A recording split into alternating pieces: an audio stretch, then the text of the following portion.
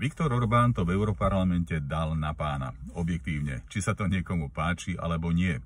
Okrem toho, že prezentoval priority maďarského predsedníctva, veľmi dôsledne bránil Maďarsko pred invektívami celej plejády liberálnych europoslancov, vrátane šéfky Eurokomisie.